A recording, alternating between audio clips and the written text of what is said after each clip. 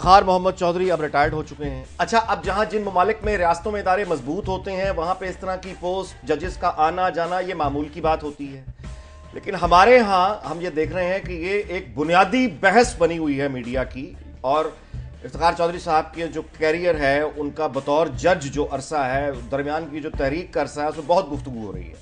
ज़ाहिर है इसका एक पस मंज़र है, उस वजह से ये गुफ्तगू हो रही है। आज जबकि इफ्तिखार चौधरी साहब अब रिटायर्ड हो चुके हैं, हमने दरख्वास्त की है पाकिस्तान के माने हुए कानूनदान और वकला तहरीक के जो सिपा सलार कह लीजिए या सबसे बुनियादी और मरकज़ी जिन्हें हैसियत हासिल थी वकला तहरीक में, जनाब एतजाज़ एहसन साहब से हमने दरख्वास्त की कि वो हमें ज्वाइन करें और वो आज हमारे साथ अपनी यादें कुछ शेयर करें, तहरीक के दोनों के भी शेयर करें। फिर वो ख्वाब जो चौधरी साहब ने देखा था, वो ख्वाब क्या था, जिस ख्वाब के लिए इन्होंने दिन रात अंत तक मेहनत की, ये उस तहरीक के साथ रहे। और फिर उसके बाद हमने देखा कि फासले कुछ आने शुरू हो गए, उस फासलों की वजह क्या थी और आज इफ्तिखार चौधरी साहब का क्या कोई फ्यूचर में सियासी मुस्तकबिल है या नहीं, चौधरी साहब की इस पर क्या राय है। अस्सलाम वालेकुम चौधरी साहब, बहुत शुक्रिया आपने वक्त दिया। चौधरी साहब, एक बहुत जज्बाती, एक बहुत वलवला अंगेज तहरीक पाकिस्तान की तारीख में शायद हमने, मेरी नस्ल ने तो नहीं देखी, वो जोश वो जज्बा जो हमने आपके अल्फाज में देखा, आपकी उस जद्दोजहद में देखा, लोगों के अंदर जज्बा इफ्तिखार चौधरी की बहाली का, अंत तक आपने मेहनत की। तो फिर वो आपके ख्वाब, यानी सबसे शुरू हम ये करेंगे कि आपकी यानी एसोसिएशन कैसे शुरू हुई इफ्तिखार चौधरी साहब के साथ, आप कैसे आए, उनके हाथ में आपने हाथ पकड़ा, कैसे बात कैसे शुरू हुई? इफ्तिखार मोहम्मद चौधरी साहब 2005 में 30 जून 2005 को चीफ जस्टिस पाकिस्तान लगे, मुकर्रर हुए और 2005 से कोई इतने ज़्यादा उनमें स्पार्क उस वक्त नहीं था, पर 2006 दिसंबर में एक वाक़या हुआ जिसका बहुत लोगों को याद नहीं है, पर सुप्रीम कोर्ट बार एसोसिएशन के इंतखाबात हुए। सुप्रीम कोर्ट बार एसोसिएशन के इंतखाबात हुए तो उसको वो मुनीर मलिक एक उम्मीदवार थे और राजा हक नवाज साहब एक दूसरे उम्मीदवार थे। सिंध से उसकी बारी थी और सिंध से प्रेसिडेंट सुप्रीम कोर्ट बार ने मुंतखब होना था। वो चैलेंज हो गई इलेक्शन। पाकिस्तान बार काउंसिल के दोस्तों ने मुझे कहा कि आप हमें हमारी नुमाइंदगी करें, सुप्रीम कोर्ट बार एसोसिएशन के दो उम्मीदवार राजा हक नवाज और मुनीर मलिक के दरमियान ये मुकाबला है सुप्रीम कोर्ट में और आप हमारी नुमाइंदगी करें। अब वो केस जब शुरू हुआ, उसके लिए चीफ जस्टिस इफ्तिखार मोहम्मद चौधरी ने 9 मेंबर बेंच बना दिया, बड़ा बेंच बना दिया सुप्रीम कोर्ट का। मैं पाकिस्तान बार काउंसिल का नुमाइंदा था कि वकालत करने गया था और पाकिस्तान बार काउंसिल का ये कहना था कि हाई कोर्ट को इख्तियार समात ही नहीं, ये समात का इख्तियार सिर्फ और सिर्फ हमें है। ठीक है, दुरुस्त। पाकिस्तान बार काउंसिल के ट्राइब्यूनल को। तो चीफ जस्टिस साहब ने बड़ा दबाव डाला दोनों वकला पे। एक वकील साहब राजा हक नवाज की तरफ से थे शेख अकरम साहब और एक वकील थे हफीज़ पीरज़ादा साहब मुनीर मलिक साहब की तरफ से। उन पर बड़ा दबाव डाला। उन्होंने समझौता ये कर लिया कि हाई कोर्ट में केस चले, ठीक, रिमांड कर दिया जाए हाई कोर्ट। अब चीफ जस्टिस साहब फैसला लिखाने लगे तो मैं खड़ा हो गया।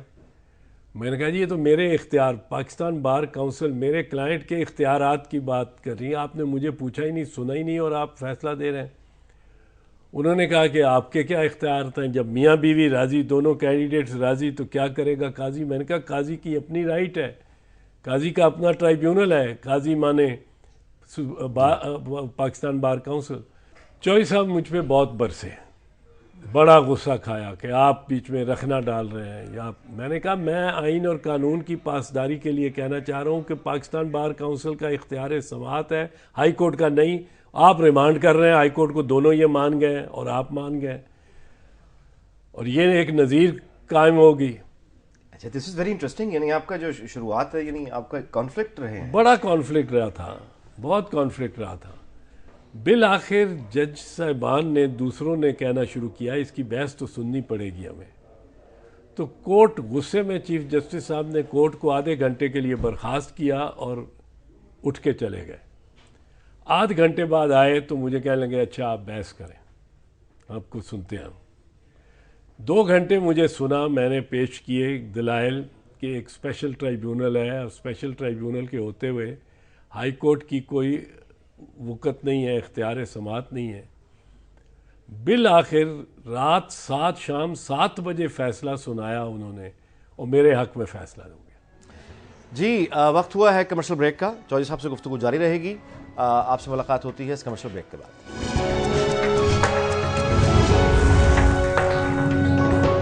जी, वेलकम बैक। जी चौधरी साहब, अब ये बताइए कि फिर इलेक्शन होते हैं, उसके बाद फिर आप इनको लेके यानी आसिफ जरदारी साहब के घर भी जाते हैं मोहतरमा की ताज़ियत के लिए। जजेस बहाल नहीं कहा जाता है, लोग कह रहे हैं जी एतजाज़ ले गया, एतजाज़ ले गया। उनको एतजाज़ या इफ्तिखार मोहम्मद चौधरी कोई दूध पीने वाला बच्चा तो नहीं था कि वो आंखें बंद करके उसकी आंखों पे पट्टी बहने बांधी और उंगली से पकड़ा और खींच के ले गया। चीफ जस्टिस साहब खुद गए, जानते थे कहाँ जा रहे हैं। अफसोस के लिए उनकी तवक्कुआत मेरे ख्याल में ये थी, तवक्को ये थी कि अगर चले जाएंगे तो आसिफ जरदारी मान जाएंगे उनकी बहाली के और वो हिदायत कर देंगे प्राइम मिनिस्टर को कि इनको बहाल करो। आसिफ जरदारी के पेश नज़र 4-5 वकला की राय थी। उनके पेश नज़र फारूक नाइक की राय थी कि बहाल हो ही नहीं सकते। अच्छा। उनके पेश नज़र हफीज़ पीरज़ादा की राय थी कि बहाल हो ही नहीं सकते, आइन के तहत मुमकिन ही नहीं है। डोगर चीफ जस्टिस है और इफ्तिखार मोहम्मद चौधरी तारीख़ का एक वो वर्क है जो कि काट के फेंक दिया गया है, फाड़ के।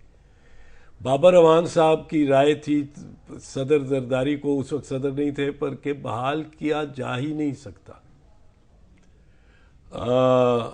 लतीफ़ खोसा साहब की राय थी, ये सीनियर वकला थे, कि बहाल किया जा ही नहीं सकता। एक मैं अकेला था जो कहता था कि बहाल न सिर्फ बहाल किया जा सकता है पर बहाल होगा। इफ्तिखार मोहम्मद चौधरी बहाल, मुझे कहते थे तुम कैसे कह रहे हो, मैं पार्टी में बैठ के कहता था, मैं कहा बहाल होगा, अब बहाल करो, क्योंकि इनको गलत गैर आइनी तौर पे निकाला गया है। ये गैर आइनी इकदाम था एक फौजी डिक्टेटर का, तो इन्होंने बहाल होना ही होना है। चीफ जस्टिस साहब को उसका बड़ा धचका सा लगा कि मैं चला भी गया हूँ पुरसे के लिए और मुझे बहाल भी नहीं किया। तो उसके बाद उनका रवैया पीपल्स पार्टी और आसिफ अली जरदारी के लिए कुछ सख्त सा था। अगर अच्छा, ये बताइए कि वो जो फ़ोन आया था आपको जनरल कैनी का, क्या गुफ्तगू हुई थी आपकी? अभी आप जा रहे हैं लॉन्ग मार्च के साथ, पहुंचे हैं, रात का वक्त है, आपको कॉल आई है। हाँ, कामों की से हम आगे ज़रा निकले थे और मियाँ नवाज शरीफ साहब के साथ उनकी गाड़ी में बैठा हुआ था। वो मैं तो अपनी गाड़ी में चला था, पर रास्ते में मियाँ साहब का और मेरा जुलूस आपस में मिल गए। वकला का और लीडरशिप रोल वकला का था उसमें। तो मुझे मियाँ साहब ने कहा आप मेरे साथ गाड़ी में आ जाएं, और हमें ये अंदेशा था बहुत, मेरे बीवी बच्चों को बहुत अंदेशा था और कि कोई बम का धमाका होगा गाड़ी पे, मेरी गाड़ी पे। तो जब मैं बैठ गया मियाँ साहब के साथ तो मैंने फ़ोन किया बुशरा को कि मैं अब मियाँ साहब की गाड़ी पे हूँ, और उन्होंने कहा नहीं शुक्र है, वो बम प्रूफ है ना? मैंने कहा वो बम प्रूफ है गाड़ी। तो उसमें ब्रिगेडियर ज़ुबैर साहब का फ़ोन आया पहले। उन्होंने कहा कि आर्मी चीफ आपसे बात करना चाहते हैं। ये हम अभी गुजरांवाला से कुछ 10-15 मील पीछे थे, लेकिन हमें को 8-9 घंटे मार्च करते हो चुके थे, रात का वक्त था। तो उन्होंने कहा आर्मी चीफ आपसे बात करेंगे। मैंने कहा ठीक है। मैंने बात की तो कियानी साहब ने अंग्रेज़ी में ही बात की मेरे से, और उन्होंने कहा कि मैं आपको एक राय देना चाह रहा हूँ, और वो मेरी राय ये है कि प्राइम मिनिस्टर यूसुफ रज़ा गिलानी रात 3 बजे कुछ ऐलान करने वाले हैं, तो मेरी तजवीज़ ये होगी कि आप उनको सुन के लें गुजरांवाला एंटर करने से पहले। मैंने कहा कि ये आप मुझे ज़रा एक खिफ़त सी हुई। मैंने कहा आर्मी चीफ से, मैंने कहा कि आप मुझे ये हिदायत कर रहे हैं? उन्होंने कहा नहीं, मैंने ख़ास कहा है कि मैं सजेस्ट कर रहा हूँ, मैं हिदायत नहीं कर रहा हूँ, आप हिदायत ना समझें इसको, मेरी सजेशन है कि आप की कंसर्न्स जो हैं वो दोनों वो एड्रेस होंगी उस खिताब में। ये उन्होंने मुझे खुद बता दिया कि दोनों एड्रेस होंगी। मैंने कहा general what are my two concerns, मेरी दो मतलब है कंसर्न्स क्या है आपके ख्याल में? उन्होंने कहा एक ये कि कोई -1 फार्मूला ना हो। उस वक्त -1 फार्मूला चल रहा था, और कोई -1 फार्मूला नहीं, बल्कि इफ्तिखार मोहम्मद चौधरी साहब भी बहाल हों बाकी जजेस के साथ। और दूसरा कि उनसे हल्फ न लिया जाए, हल्फ वो पुराना ही, यानी तसलसल से तसव्वुर किया जाए कि वो चीफ जस्टिस ही रहे हैं, और 2005 का ही हल्फ है। मैंने कहा general you are right, these are both of these are my concern. तो उसने कहा कि फिर आप सुन लें ज़रा, आपकी कंसर्न्स अगर एड्रेस हो जाती हैं तो शायद आपको आगे ना आना पड़े। मैंने कहा ये तो मैं देखूंगा, और मैं अपने साथियों से मशवरा करूंगा। तो मुझे मियाँ साहब कहने लगे कि किसका फ़ोन था? अच्छा, जनरल कियानी ने यह भी कहा कि अगर आपकी कंसर्न्स एड्रेस हो गई तो I hope we can meet after that, और कभी बैठ के डिनर मेरे साथ खाएं, गपशप लगाएं। मैंने कहा गोल्फ भी खेलेंगे। और ये अब जब मैंने फ़ोन बंद किया तो मियाँ साहब ने मुझसे पूछा कि किसका फ़ोन था। अब एक मीडिया हाउस ये बावर कराने की कोशिश कर रहा है कि वो फ़ोन मियाँ साहब को गया था, मुझे गया ही नहीं था। अब ये उनके ख़िलाफ़ मैं वकील हूँ, चूँकि उनके ख़िलाफ़ वकील हूँ, तो वो ये हर गलत बयानी पे बाबर। अच्छा, मियाँ साहब ने मुझे पूछा कि किसका फ़ोन था। मैंने कहा आपके ख्याल में किसका था? कहने लगे जनरल था कोई। मैंने कहा कौन सा? कहने लगे कौन सा जनरल, आप बताएं। मैंने कहा आर्मी चीफ। तो मुझे कहते हैं कि आप उसको जनरल जनरल जनरल कह रहे थे, जनरल साहब नहीं कह रहे थे। मैंने कहा अंग्रेज़ी में बात हो रही थी, अगर उर्दू में बात करते तो मैं ज़रूर जनरल साहब कहता। मैं इतना मतलब मुरवत आदमी नहीं हूँ, शाइस्ता अदब हूँ, पर अंग्रेज़ी में चूँकि बात की, अंग्रेज़ी में यूँ से जनरल। तो कहने लगे क्या कहा? मैंने बताया। तो फिर हम अब दोनों सोचना शुरू हो गए कहाँ रुक सकते हैं। गुजरांवाला से पहले बाईपास पे एक बहुत बड़ा बंगला है, बल्कि फार्म हाउस है, खुर्रम दस्तगीर साहब जो वज़ीर हैं उनके बहनोई का, उनकी हमशीरा और उनके बहनोई का। वहाँ हम मुड़ गए, वहाँ इतला कर दी कि हम उधर आ रहे हैं। वो सामने बहुत बड़ा लॉन, उसका 2-3 एकड़ वाला, 40-50 हज़ार आदमी हमारे साथ था, वो सारे का सारा उसमें आ गया। हम चले गए घर के अंदर, बाहर टेलीविज़न लगा दी गई उन लोगों के लिए, सबको बताया कि यूसुफ रज़ा गिलानी ने तकरीर करनी है, वो सुनना है। वो पट्टियाँ भी चल रही थी, वज़ीर आज़म खिताब करेंगे। वज़ीर आज़म ने बिल आखिर खिताब 3 बजे नहीं 6 बजे किया सुबह। ठीक है। उसमें उन्होंने ऐलान कर दिया कि बहाल, सारे बहाल। और अब अनीक जी, ये आपको मैं बात बताऊं, ये जमात इस्लामी और तहरीक इंसाफ हम पे बड़ा इल्ज़ाम लगाते रहते हैं कि जी इन्होंने वहीं लॉन्ग मार्च छोड़ दी, और ये लॉन्ग मार्च को लेके क्यों नहीं इस्लामाबाद आए, वहाँ से गुजरांवाला से वापस क्यों हो गए। बड़ा इल्ज़ाम लगाते हैं एतजाज़ हसन पे और मियाँ नवाज शरीफ पे। बात यह है कि जब यूसुफ रज़ा ने ऐलान किया, उस साहब ने सुना, हकीकत आपको वाक़या बता रहा हूँ, उसके बाद हमने 15-20 मिनट, MNAs भी थे मियाँ साहब के, वकला के भी मेरे साथी लाहौर वाले कुछ थे। हमने सोचा क्या करें, मैं मुनीर मलिक को ट्राई कर रहा था, तारिक महमूद को, कुर्द को फ़ोन मिल नहीं था रहा, सारे फ़ोन जैम थे, हर कोई तब बोल रहा होगा। बड़ी मुश्किल से कुर्द मिला। कुर्द को मैंने कहा भाई ये तो यहाँ तो, वो सुप्रीम कोर्ट बार का प्रेसिडेंट भी था उस वक्त, मैंने कहा यहाँ तो ये हो गया है, अब क्या तुम्हारी राय है? कुर्द ने कहा चौधरी साहब हम तो घर आ गए वापस, ये तो सारा ख़त्म हो गया मामला अब तो। मैंने कहा चलो, मैंने अब मियाँ साहब को कहा कि बाहर लोग तो देखे, हम फर्स्ट फ्लोर पे थे, हम बाहर आके खिड़कियों में से लोग देखने लगे तो वहाँ को 500-600 आदमी रह गया था। ठीक है, लोगों का कथारसिस हो गया।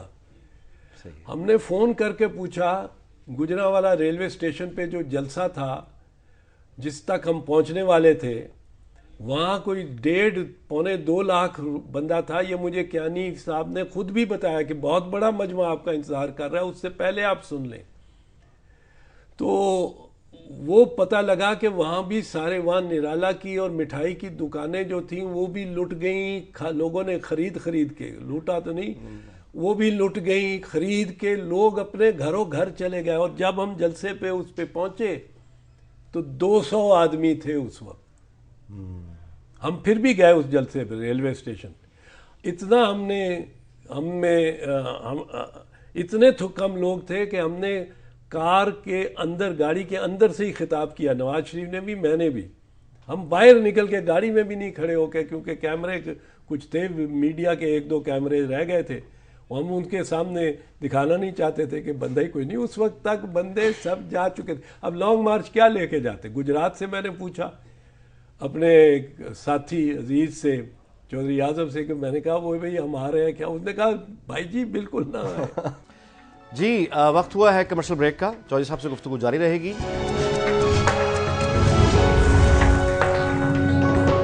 जी वेलकम बैक।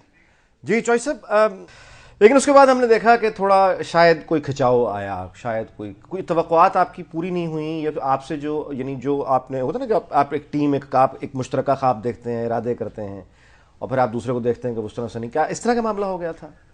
देखिए क्या वजह है कि कुर्द भी उनका नकाद है इस वक्त, तारिक महमूद भी नकाद है, मुनीर मलिक भी बहुत थे, पर आजकल अटॉर्नी जनरल हैं तो उनका जो मनसब है वो इजाज़त नहीं देता कि वो ज़्यादा कंट्रोवर्शियल बात करें। चीफ जस्टिस साहब से हमारे जो ख्वाब वाबस्ता थे वो मेरी ही नज़्म में, जी बिल्कुल, रियासत होगी माँ के जैसी, हर शहरी को प्यार से प्यार करेगी। अब हम जो देखते थे कि रियासत में ये जो अदलिया का सतून है, इसका सबसे बड़ा फ़र्ज, और इतना पावरफुल चीफ जस्टिस आया है, जितना पावरफुल पहले कभी नहीं आया, शायद आइंदा कभी ना आए। और 2009 से 2013 तक पूरे 4.5 साल मिले, 2014 आने को है, 4.5 साल मिले, इतने तसल्सल, इतना वो जब रीइंस्टेट हुए ताकत के साथ, तो उनका हम समझते थे कि फरीज़ा ये होगा कि वो सबसे पहले अव्वली तरजीह के तौर पे मातहत अदालतों को, माहौल को ठीक करेंगे। वहाँ जो जुल्म और जबर होता है, वहाँ जो धौंस और धांधली है, वहाँ जो ताखीरी हरबे होते हैं, उनको वहाँ इंसाफ आदमी को नहीं मिलता। 100 में से 3 होंगे अच्छे लोग, वहाँ 100 में से 5 होंगे, 10 होंगे, पर 90% बुरा हाल है। उसकी तरफ तवज्जो देंगे। लेकिन चौधरी साहब कुछ अपनी ज़ात को उजागर करने में ज़्यादा मगन हो गए। एक तो ये बात थी जिस पे मैं कम अज़ कम उनसे कहता, मैं उनके आगे पेश नहीं होता था, ना ज़मानत करानी है, ना स्टे लेना है। कल एक मीडिया पर हाउस पे का एक साहब, एक उनका नुमाइंदा, वो कह रहा था जी एतजाज़ हसन फीस लेता था उनके केस के सामने पेश ना करने के। कोई बंदा भी पेश करूँ, मैंने कोई केसेस जो मेरे किए हैं, मैं तो उनके आगे केस लगता था, मेरा लग जाता था हाई कोर्ट में, मेरा किया हुआ केस तो मैं इनकार कर देता था क्लाइंट को। क्लाइंट से हाई कोर्ट में जीता हुआ केस, क्लाइंट रिस्पोंडेंट है, दूसरी साइड चली गई है, चौधरी साहब के सामने केस लग गया, मैं अपने क्लाइंट को कह देता था भाई मैं नहीं पेश हो सकता। बहरहाल ये कहने वाले तो इसलिए मैं बता रहा हूँ कि उनके खिलाफ मैं पेश हो रहा हूँ मुकदमे में। पर चौधरी साहब से जो मुझे थोड़ी सी मायूसी हुई, और जहाँ से उनकी जानिब से भी और मेरी जानिब से भी, मेरी जानिब से ज़रा एहतराज शुरू हो गया, उनकी जानिब से ज़रा शायद इज्तनाब शुरू हो गया। तो वो क्या थी बात? वो अक्टूबर 2011 को मेरे पास कुछ ऐसे सबूत आए, हार्ड कॉपीज़ बड़ी क्लियर, जिन पे मुबैना तौर पे उनके बेटे अरसलान इफ्तिखार की करप्शन और वालिद के हवाले से। तो मैं उनके पास वो डॉक्यूमेंट्स लेके चला गया, टाइम लेके, और मैंने उनसे कहा कि ये टोनी तो हमारे ख्वाब चकनाचूर कर रहा देगा। वो जो गुफ्तगू हुई सारी बताना शायद ठीक नहीं, पर उससे मुझे थोड़ी सी मायूसी हुई कि चीफ जस्टिस साहब का वो रद्द अमल नहीं था जो मुझे तवक्को थी कि होना चाहिए। 8 महीने बाद मैं तो खामोश रहा, मैंने किसी से बात नहीं की, जिक्र नहीं किया। आपके ख्याल में जो आपने उनको बताया ये डॉक्यूमेंट्स के बारे में, तो उनको पहले से इसका अंदाजा था या उनके लिए बिल्कुल ये शॉकिंग न्यूज़ थी? उनके लिए शॉकिंग नहीं था, वो शॉक नहीं हुए। ये मैं समझता था शॉक होंगे, क्योंकि एक बड़ी तगोदौ के साथ वो बहाल हुए थे, लोगों के ख्वाब उनके साथ थे। मेरे ख्याल से उनको शॉक होना चाहिए था, पर शॉक नहीं हुए। तो इसका मतलब मुझे यही थोड़ी सी मायूसी हुई। लेकिन जिस तरह बाद में जब ये पब्लिक हो गया, पब्लिक जून यानी 8 महीने बाद जून 2012 में ये ब्लो अप हो गया, उस वक्त तक मैंने किसी को नहीं बताया हुआ था,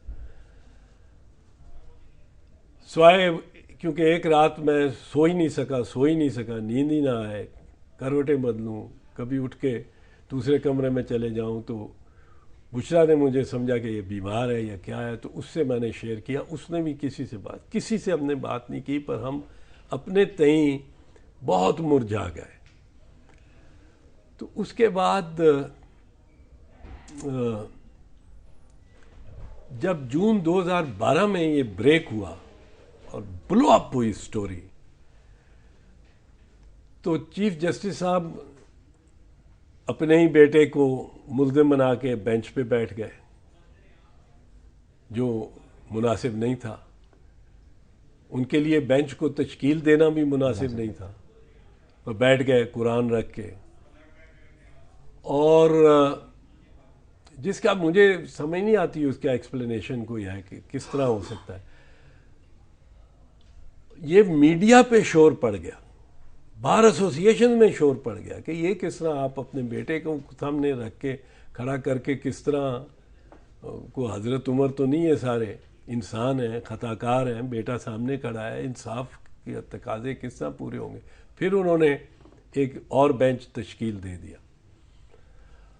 तो ये एक बायस बना। मुझे दोस्तों जब ब्रेकआउट हो गया बहुत, तो मैंने किसी से जिक्र किया कि मैंने ये बात जो अखबारों की शह सुर्खियाँ, ये मैंने चीफ को 8 महीने पहले बताई थी। वो कहने लगे अच्छा तुमने जाके उसके बेटे की बात कर दी थी, मेरे को बेटे की तुमने कर दी थी। मैंने तो फिर तो उसने तुम्हारे खिलाफ होना ही होना था। मैंने कहा भाई मैं दोस्त के तौर पे, भाई के तौर पे, फैमिली मेंबर के तौर पे गया था, बता लो। नहीं तुम नहीं जानते। ये उनको गिरा गुजरी होगी उनकी तबीयत। वक्त हुआ कमर्शियल ब्रेक का, इसके बाद आपसे यही मुलाकात होती है। देखते रहिए दुनिया न्यूज़। जी चॉइस साहब, रवैया इनका थोड़ा पीपल्स पार्टी की हुकूमत से आप समझते हैं सख्त था, और गिलानी यूसुफ गिलानी के जो इसका फैसला था डिस्क्वालिफिकेशन का, उसके साथ ज़रा ये भी बताते जाइएगा कि वो एनआरओ और वो स्विस अदालतें, मतलब पैसा तो फिर एक भी नहीं, मतलब इस रवैये को आप कैसा देखेंगे? देखें, पीपल्स पार्टी के, मैं रवैये की क्या बात करूं, पर वाक़यात की तरफ, हज scandal Peoples Party, NICL scandal Peoples Party, rental scandal Peoples Party, बिल्कुल चलें, एक मिनट के लिए तस्लीम करते हैं, मैं इस पे बहस नहीं करता कि ये दुरुस्त थे, ये तस्लीम करें, सुप्रीम कोर्ट के फैसले दुरुस्त थे, उनको इनके पीछे जाना चाहिए था और कार्रवाई करनी चाहिए थी, मान लिया। लेकिन जब नंदीपुर केस पे MD पेप्को लिखता है एक लेटर, MD पेप्को लिखता है, चीफ जस्टिस को लिखता है, वो लेटर अखबारों में, अखबारात में भी छपा है कि ये और कवायफ दे दे के किस तरह 18 अरब रुपए की इसमें चोरी और डकैती है, 18 अरब रुपए की, उस पर सुओ मोटो नहीं होता, उसको दरखास्त के तौर पे भी ट्रीट नहीं किया जाता। जब मियां नवाज शरीफ पे इल्ज़ाम सुप्रीम कोर्ट खुद ठहरा देती है, खुद ठहराती है कि 95 लाख रुपया 1990 में, जो आजकल 9 करोड़ 20 करोड़ होगा, 95 लाख 1990 में ISI से सुप्रीम कोर्ट ने लिया, नवाज शरीफ ने लिया 90 की इलेक्शन रिग करने के लिए, उस पर कोई सुओ मोटो या अमल दरामद बेंच नहीं बनता, NRO पे अमल दरामद बेंच बन जाता है। जब मुस्लिम लीग नवाज के प्रेसिडेंट एक वोटर हैं सदारती इंतखाब में, राजा जफरुल हक साहब पेश होते हैं अदालत में और कहते हैं कि सदारती इलेक्शन का शेड्यूल आप एडवांस कर दो, 6 अगस्त की बजाय 30 जुलाई कर दो, 8 दिन बीच में से काट दो। तो बग़ैर पूछे, बग़ैर नोटिस दिए मियां रज़ा रब्बानी, जो पाकिस्तान पीपल्स पार्टी के उम्मीदवार हैं, और जस्टिस वजीउद्दीन को जो उम्मीदवार हैं, उनको बग़ैर नोटिस दिए वो काम जो कि एक्सक्लूसिवली चीफ इलेक्शन कमिश्नर के करने का था आइन के तहत, वो कर देते हैं। ख्वाजा आसिफ साहब पेश होते हैं तो 100 तकर्रियाँ एक दिन में, एक पहले नोटिस में उनको सस्पेंड करके और दूसरे दिन उनको ख़त्म कर देते हैं। चौधरी निसार साहब पेश होते हैं तो एक, ये पेश क्या होते हैं, उनकी दरख्वास्त जाती है तो एक चेयरमैन नैब भी उड़ जाता है, फिर दूसरा चेयरमैन नैब भी उड़ जाता है चौधरी साहब की दरख्वास्तों पे। मियां नवाज शरीफ खुद पेश होते हैं मेमो केस में, खुद पेश होके गुजारिशात करते हैं जो उन्होंने नहीं मांगा होता, वो भी उसी दिन पहले दिन ही, जो नहीं मांगा, उन्होंने कमीशन नहीं मांगी, वो इंडिपेंडेंट कमीशन जो कि इख्तियार नहीं है सुप्रीम कोर्ट का बनाने का, साख देने का, वो बना दी जाती है। तो अब ये तो क्लियर है कि एक तरफ सख्त रवैया था, दूसरी तरफ नरम गोशा था। अब अच्छा, मीडिया के साथ यानी ये भी, यानी जो सुनने देखने पढ़ने में आता है वो ये है कि यानी ख़बरों का एक बड़ा नोटिस वो लिया करते थे, टेलीविज़न, अखबार और ख़ास तौर पे ग्रुप की तरफ से एक्शन भी हो जाया करता था। आज की सुप्रीम कोर्ट की आलम यह है, अभी इस्लामाबाद से मुझे फ़ोन आया दोस्त का कि वो कह रहे थे कि आज मैं गया हुआ था सुप्रीम कोर्ट बेंच में, कल गए थे, तो वहाँ तो साफ़ी कोई नहीं है बेंच नंबर 1 में। मैंने कहा ये सारे बेरोज़गार हो जाएंगे बेचारे आप, वहाँ पटियाँ कोई नहीं चल रही। वहाँ उन्होंने कहा जी फैसला देंगे तो आप अखबारों में रिपोर्ट करते रहना, जब तक फैसला नहीं आता अदालत तबसरे हो रहे हैं, उस पर तबसरे उस पर लिखे जा रहे हैं। और चीफ जस्टिस इफ्तिखार मोहम्मद चौधरी ने बहुत बड़े काम भी किए हैं, इनसे ये सरफे नज़र नहीं किया जा सकता। गुमशुदा लोगों के लिए जिस तरह उन्होंने परसू किया है, बहुत बड़ा काम है, लेकिन उसके साथ अगर खुद कुछ नोटिस कह रहा हूँ, खुद नोटिस ये कुछ फ्रॉइडियन स्लिप हो गई है। आज खुद नोटिस हज़ारा कौम की उन बच्चियों का जो बस में उड़ा दी गई, या हज़ारा कौम का जो कत्ले आम वो शिया हैं हो रहा है, उन पे ले लिया होता, क्रिश्चियंस पे, जोसेफ कॉलोनी पे ले लिया होता, क्रिश्चियंस की चर्च पेशावर में ले लिया होता, उधर नहीं लिया। सो चीफ जस्टिस साहब ने जो बड़े काम किए हैं वो भी इसलिए थोड़े से मुतनाज़ा हो जाते हैं कि उनके अगर एक बड़ा हाथ डाला है तो फिर दूसरे बड़े पे भी हाथ डालना चाहिए, फिर तीसरे बड़े पे भी हाथ डालना चाहिए, फिर मसावी किस्म का वो होता हुआ दिखाई देना चाहिए। हाँ, होना चाहिए। अच्छा सर, अब फ्यूचर पे आते हैं। जितना आप उनको जानते हैं, उनके साथ अपने वक्त गुजारा है, उनके विजन्स यानी आप देखते हैं कि सियासत में वो आना चाहेंगे? मेरा ख्याल है कि जो उन्होंने गुज़श्ता 2 हफ्ते में किया है, जिस तरह घन गरज को उन्होंने इंक्रीज़ किया है, जिस तरह उनकी मर्ज़ी के बगैर तो नहीं हो सकता था कि मशल बरदार जलूस लेके उनके घर तक वकला छोड़ने गए उनको, उनके यकीनन जानिसार अभी भी बहुत हैं और उनका हक बनता है जानिसारी का भी, और चीफ जस्टिस ने कमाया भी है इस अकीदत को जायज़ तौर पे। पर उससे लगता ये है कि उनका ध्यान और नज़र एक सियासी किरदार की तरफ भी है, एक अपना सियासी रोल भी अदा करना चाहते हैं। अब उनके सामने 2-3 बातें हैं, इम्कानात। एक इम्कान है कि वो सियासी जमात किसी में शामिल हो जाए, तो वो नंबर 2 तो होने से रहे। दूसरा है कि नई सियासी जमात बनाएं। नई सियासी जमात बनाएंगे तो जिस तरह उनका मेरे ख्याल में उनकी जो पॉलिटिक्स नज़र आती है वो ये तलाश गुमशुदा वालों केसेस में भी वो एक्सट्रीम राइट की है।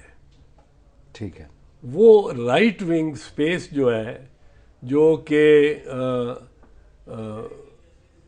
एक मौक़िफ़ रखती है तालिबान से मुज़ाकरात के हवाले से, वो राइट विंग स्पेस जो है वो इमरान खान, नवाज़ लीग और जमात इस्लामी और किसी हद तक JUI फजलुर रहमान ने ऑक्यूपाई की हुई है।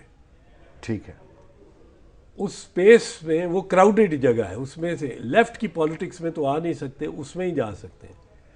तो उसमें उनके लिए जगह बनानी मुश्किल है। सो एक तो यह है कि सियासत किसी जमात में नंबर 2 हो जाए, वो नहीं होंगे। एक यह है कि पार्टी खुद बना लें, और वो उनके लिए स्पेस बनाना बड़ी मुश्किल है। तीसरा ये है कि आप किताबें लिखें, एक मेहनती, बड़ी मेहनत करने वाले, बड़े अनथक चीफ जस्टिस रहे, अनथक। चौथा ये है कि सईदुज़्ज़मान सिद्दीकी साहब की तरह और वजीउद्दीन साहब की तरह टेलीविज़न पे तबसरा निगार बन जाएं, वो भी मेरा ख्याल है बनेंगे नहीं। वो ज़रा धीमी तबीयत के हैं। सईदुज़्ज़मान सिद्दीकी साहब रहनुमाई कौम की करते रहते हैं। चीफ जस्टिस साहब की तबीयत में जमाल से ज़्यादा जलाल है, तो ये मैं नहीं देखता हूँ उनको ये रोल उनके लिए। आपके लिए, आपके यानी मुझे समझ आया वो ये आखिरी बात कि मुझे जो समझ आया वो ये है कि आपका जो उन्हें एक मोहब्बत भरा या मुखलिस मशवरा है वो ये है कि उनके लिए बेहतर है कि वो किताबें लिखें, रिसर्च की तरफ आ जाएं, NGO बना लें। हाँ, मेरे ख्याल में उनके लिए बेहतरीन काम ये होगा। और सियासत में फिर उनके ख़िलाफ़ कोई अरसलान का केस उठाएगा, कोई मतलब है फिर जो इल्ज़ामात दब सकते हैं वो इल्ज़ामात लगेंगे और उनको तकलीफ़ होगी, उनको तकलीफ़ होगी। और तकलीफ़ मैं समझता हूँ कि उनको इसलिए भी होगी कि इतने बड़े काम करके, इतना बड़ा नाम पढ़ के, सियासत में तो यहाँ पगड़ी उछलती है, इससे पगड़ी उछलती है, हमारी रोज़ पगड़ी उछाली जा रही होती और हम बर्दाश्त करते हैं। इफ्तिखार चौधरी का सबसे बड़ा कंट्रीब्यूशन बतौर चीफ जस्टिस ऑफ पाकिस्तान, और सबसे बड़ा ऑन द अदर हैंड आप देखिए कि यानी कोई ऐसी बात जो नहीं होनी चाहिए थी, जिसने उनको यानी वो उस मकाम से ज़ेब नहीं देती थी, आपके नज़दीक? सबसे बड़े कंट्रीब्यूशन उनकी है कि उन्होंने एक ज़ईफ़, नहीफ़ और बीमार इदारे को जिला बख्शी और जान बख्शी। अदालतें पाकिस्तान की और ख़ासकर सुप्रीम कोर्ट बड़ा ज़ईफ़ और नईफ़ इदारा था। इफ्तिखार मोहम्मद चौधरी ने इसको एक मकाम दिया है, एक ताकत दी है। सबसे जो चीज़ नहीं उनको करनी चाहिए थी, मेरा ख्याल है कि उन्होंने जो ये रवायत डाली, एक तो ज़रा सी किसी किस्म तरफदारी की, वो जो मैंने पहले भी अर्ज़ किया वो नहीं होना चाहिए थी। और दूसरा, उनको मीडिया कॉन्शियस चीफ जस्टिस नहीं होना चाहिए था। मीडिया से ज़रा इज्तनाब और गुरेज करना चाहिए था। पट्टियों की अदालत नहीं चलनी चाहिए थी। और आखिरी ये कि उनको मातहत अदालतों का कुछ करके जाना चाहिए था। चौधरी एहसन साहब, आपका बहुत बहुत शुक्रिया, आपने वक्त दिया। चीफ जस्टिस इफ्तिखार चौधरी के कैरियर, उनकी जो हाईलाइट्स थी बतौर चीफ जस्टिस, उस पर हमने राय हासिल की। None other than Chaudhry Aitzaz Ahsan. आपसे मुलाकात होगी कल रात 10 बजे। देखते रहिए दुनिया न्यूज़।